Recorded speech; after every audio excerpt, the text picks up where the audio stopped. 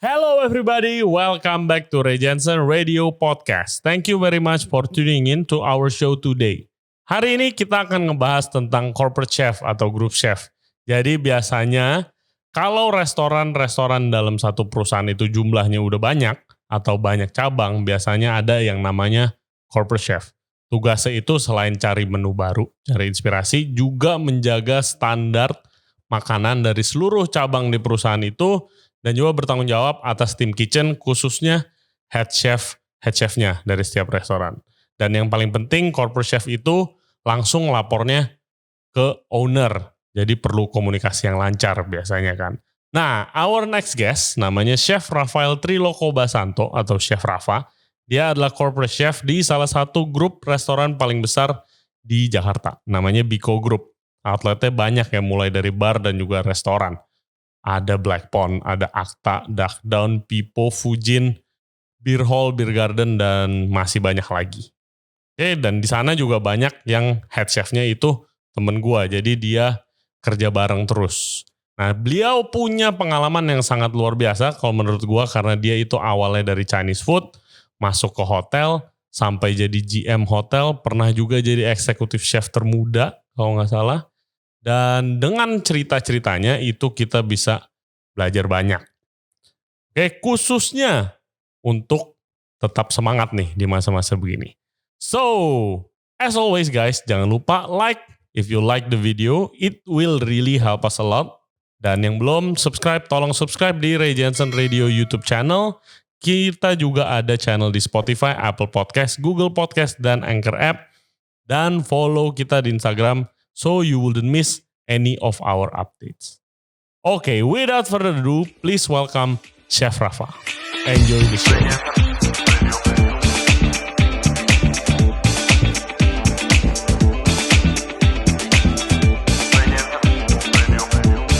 Halo Chef Rafael, apa kabar Chef? Halo Chef Ray, apa kabar? Nice to Saya meet you baik. ya. Nice to meet you again. Waktu itu kita cuma ketemu sebentar di Duck Down. Betul. Iya, Kita waktu cuma hanya kayak mode intermezzo doang ya. Nggak ngobrol lama lagi ya. Yoi, nah guys, Chef Rafael ini kan biasanya itu di belakang layar ya. Dia itu corporate chef dari salah satu grup F&B besar di Jakarta, Biko, yang outletnya ya banyak lah ya. Kalian pasti udah tahu outlet-outletnya, kalau gue sebutin salah satu jadi kepanjangan. Basically di belakang semua outlet-outletnya Biko itu ada corporate chef. Nah ini Chef Rafael ini adalah corporate chef. Jabatan lu apa? Group chef, corporate chef? Jatuhnya corporate chef. Corporate chef. executive chef ya. Nah, apa aja sih tugasnya Chef, corporate chef itu?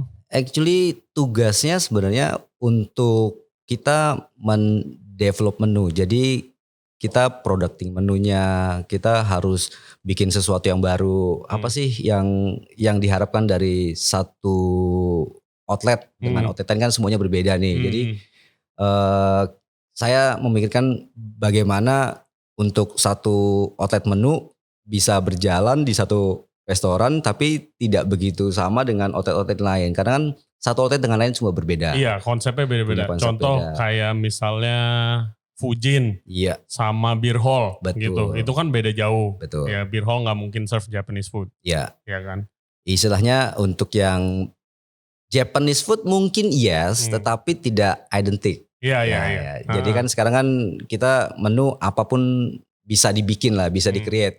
Tinggal marketnya, need-nya apa, lagi in-nya apa, lagi trend-nya apa, ya sudah coba kita telurkan. Tapi semuanya disesuaikan dengan position outlet yang ada. Nah terus kan kebanyakan dari outlet-outletnya udah ada chef sendiri nih. Betul. Kayak di Akta ada Rui. Ada Rui. Ya kan ada Bani juga di Fujin gitu. Itu gimana cara kerjasamanya gitu?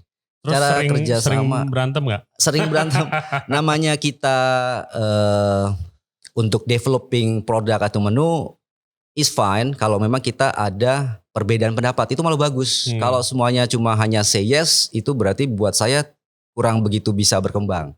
Ya, jadi itu cuma satu one direction.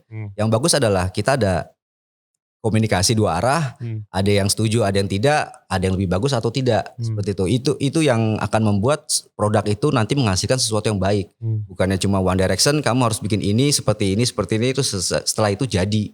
Itu malah kurang matang kalau buat saya. Dan kan Iya, selain maksudnya skill yang dibutuhkan untuk menjadi corporate chef yang baik itu kan komunikasi pasti, dan juga perlu kayak gimana ya, punya skill untuk baca market gitu kan. Kira-kira kalau jual makanan A di outlet A itu laku atau enggak. Chef melakukan research untuk itu gimana prosesnya? Prosesnya dari awal kan kita mau tahu dulu nih dari shareholder kepengen market itu kemana, tempatnya di mana dan seperti apa. Nah, dan kan kita bisa cari istilahnya untuk sebagai benchmark atau sebagai tandeman. Oh, ini kita bentuknya restorannya seperti ini. Kita mau mencari modelnya seperti apa. Tidak yang copy paste, tetapi kita akan mensadur dari semua outlet atau restoran yang ada. Nah, kita mau bikin sesuatu tipikal yang lain atau sesuatu tipikal yang beda. Pada dasarnya kalau untuk outlet yang kita punya sekarang masing-masing memang berbeda-beda. Iya. Tetapi ujungnya adalah needs-nya tamu apa, itu yang kita kejar. Misalnya kita coba kasarannya kalau di toko tuh palu gada ya. Nah, palu gada apa yang tamu mau kita ada. Iya. Tapi tidak semua juga apa yang tamu mau kita bisa kasih. Semua disesuaikan dengan kebutuhannya sama flow-nya. Buat apa kita kasarannya menunya banyak, tetapi semuanya turnovernya tidak cepat. Lebih baik menunya cukup buat saya, tidak sedikit ya, tapi cukup. Tapi semuanya berturnover, semuanya berjalan, tidak ada yang terlalu slow moving. Jadinya semuanya ke tamunya akan mendapatkan sesuatu yang lebih baik, freshness-nya dapat. Jadinya menu-menunya juga bisa lebih variatif seperti itu. Menurut lu kalau ideal emangnya berapa menu? Menurut saya, Iya. Tidak ada kata ideal. Ya, karena masing-masing beda. Beda tempat, beda segmen. Beda tempat sama beda keinginan. Kayak model, ada salah satu outlet di bilangan Senopati ya, itu boleh saya sebut branding ya. Misalnya Lola. Lola kan dia pertama kali kita jalan bener-bener yang kayak model Spanish, Mediterranean kayak gitu ya. Awal kita buka kepengen sesuai dengan konsepnya, tetapi ternyata makanannya tidak masuk. Akhirnya kita harus merubah cepat. Wah, ini nggak kena nih. Kayak model plantain kita kasih pisang segala macam, ternyata nggak kena. Jadi kita kita rubah disesuaikan dengan apa sih maunya. Kasarannya kalau wah kok tempatnya kayak model lebih yang mungkin gotik, tapi kayak model Spanish, ada lebih Mexican, Mediterranean kayak gitu. Tapi kok makanannya biasa aja atau yang umum ya. Sekarang tamu yang datang seperti itu. Yoi. Ya kan? Sekarang bisnis kita berkata bahwa tamunya kebutuhannya apa, itu aja yang kalau tamunya maunya kita bisa kasih ya kita kasih. Tapi kalau tamunya nggak bisa kita kasih, kita nggak bisa sediakan ya sudah. Kita cari market terbesar, itu yang kita bikin. Yoi guys, jadi ya itu kemampuan baca market dan harus mengorbankan idealisme biasanya kan. Betul, idealisme itu benar-benar I'm the chef, this is the best food, this is the good food, nggak bisa. And you should come, ya kan? Iya, nggak lu bisa. Datang harus karena makanan gua, biasanya begitu kan. Susah, chef biasa yang belum dipukul sama realita market Indonesia lah. Ya, kadang-kadang juga market terlalu luas, makanya kita bikin koridor-koridor yang tidak semuanya tamu minta kita bisa kasih. Setidaknya kita masih bisa membahagiakan tamu lah. Kalau misalnya lu dikasih proyek idealis, emang style makanan lu sendiri apa, chef sebenarnya? Style makanan saya sendiri? Iya. Kalau lu misalnya boleh, lu idealis nih, terserah lu gitu. Oh, saya malah lebih gampang. Jatuhnya malah Asian. Ya. Asian apa nih? Asian itu luas ya. Dari Indonesia sama Asia Tenggara. Udah, itu aja. Asia Tenggara ya. Wah, mantap. Kalau yang masuknya terlalu luar, orang kita yang di sini nggak kurang begitulah. Kan sekarang Thailand ngetop, ya kan, Vietnam ngetop, Chinese apalagi di mana-mana bisa. Japanese selalu. Sekarang udah yang kayak model di tetangga-tetangga kita aja udah model dulu kasarannya otentik kayak model Melayu, ya kan ya, Penang. Padahal Penang mungkin kulturnya hampir sama dengan Medan. Mirip. Sebenarnya dari situ aja kita bisa mengambil untuk ide-idenya apa yang mau kita kasih. Nah, lu kan backgroundnya Asian food ya? Background saya dulu malah dari Chinese. Oh, dari Chinese ya? Background saya dari Chinese. Saya dari Chinese food. Gimana ceritain Chef your journey sampai jadi sekarang nih? Wih, panjang banget ya. Gak apa-apa, we got time. Saya memang suka dengan dunianya. Ya, saya suka dengan dunia. Mungkin dari situ. Apa dari kecil udah mau jadi chef gitu? Dari kecil nggak ada pikiran mau jadi chef, tapi saya dulu memang suka memasak.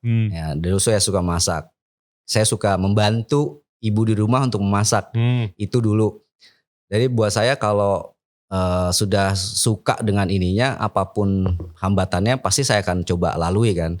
Dari situ kebetulan orang tua saya, bapak saya bilang ya, memang ada background di situ. Jadi kasarannya saya mengikuti lah. Oh, ya, jadi bapak lo emang chef juga? Iya. Chinese saya, juga? Enggak. Chinese food? Tidak. Bapak saya tidak. Bapak saya bukan Chinese food, tapi dari istilahnya European. Oh, oke. Dari situ melihat figur orang tua, saya jadi lebih tertarik, ya kan. Jadi kita coba lininya. Tapi karena memang saya juga dari kecil segala macam saya di sekolah Katolik ya. Saya juga dulu punya keinginan jadi pastor. Hah? Gokil. Nggak kayak ini kan? Nggak kelihatan. Ya. Apa ya? Pernah coba live in, ya, bisa kan? Pernah coba live in segala macam, tapi memang panggilannya bukan di situ. Panggilannya bukan di situ. Umur berapa untuk melepas mimpi jadi pastor nih? Pas sudah di SMP. Oke. Ya, SMP. Dari SMP kita kan, saya mau kemana nih gitu kan? Saya mau kemana? Nah, dulu istilahnya sekarang orang bilang sekolah kejuruan. Nah, dulu SMIP istilahnya, Sekolah Menengah Industri Pariwisata. Yeah. Cuma ada 2 jurusan, hotel dan travel. Nah, 2 jurusan itu aja. Pilihannya masih 5 jari saya. Kalau buat zaman waktu itu masih sedikit yang saya notabene alma maternya bagus. Ya, saya tidak bilang sekolahnya bagus, tapi mencari alma mater yang bagus. Akhirnya salah satu saya masuk, saya lulus. Dan saya ambil jurusan hotel. Nah, perhotelan waktu itu memang tidak spesifik dalam arti kata kayak sekarang kan dipisah langsung boga. Iya. Jadi dulu general semuanya dapat. Oke. Ya, semuanya dapat. Ya udah, tapi kalau memang saya suka dengan dunianya, saya mendalami bagian yang saya suka. Yang lainnya cuma hanya sebagai tambahan ilmu. Oke. Dari situ lulus sekolah kejuruan, saya ke Jogja untuk masuk satu restoran, Chinese restoran yang masih bikin mie pakai tangan segala macam. Tapi dulu kita nggak mengadonnya pakai tangan, tapi pakai bambu karena memang produksinya sudah besar. Kalau sekarang kan kita punya plenary. Pakai bambu maksudnya apa? Pakai bambu. Jadi gini, bambu itu alat untuk menekan. Itu yang digenjot-genjot.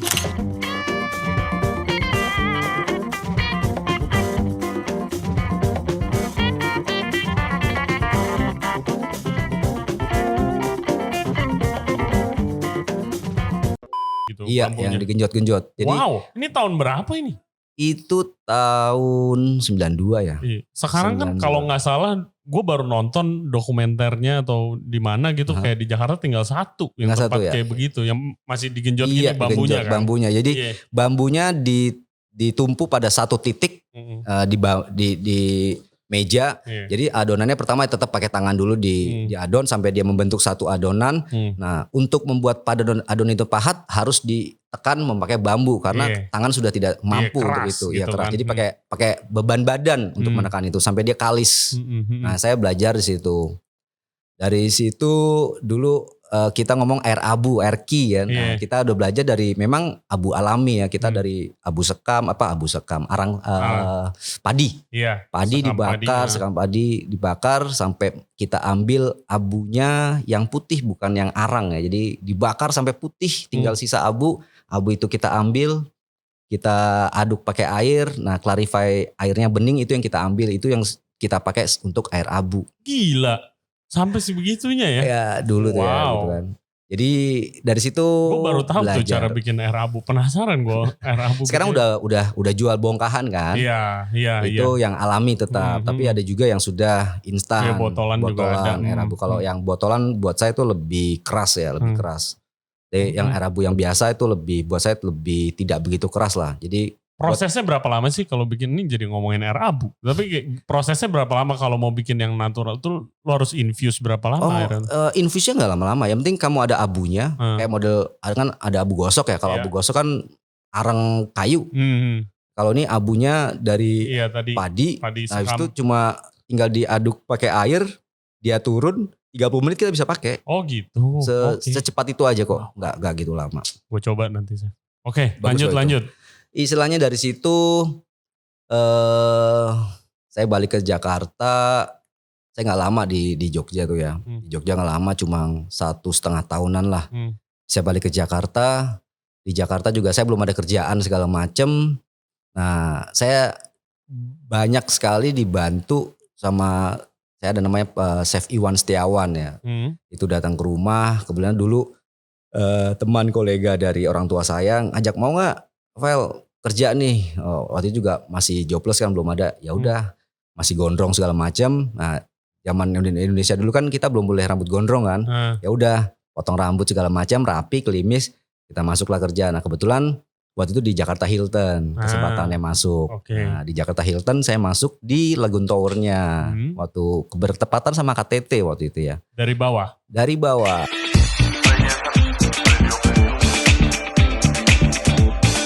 Saya keluar dari Hilton. Saya dapat kesempatan, dapat transfer di Hilton Maldives.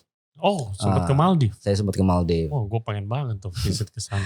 Kesana buat honeymoon oke, bro. Iya. Ya, kalau buat bekerja, you must be patient enough lah. Eksekutif chef termuda di grup Accor. Ya. Umur berapa emangnya? Saya 27 ya. Gila, muda banget sih buat eksekutif chef.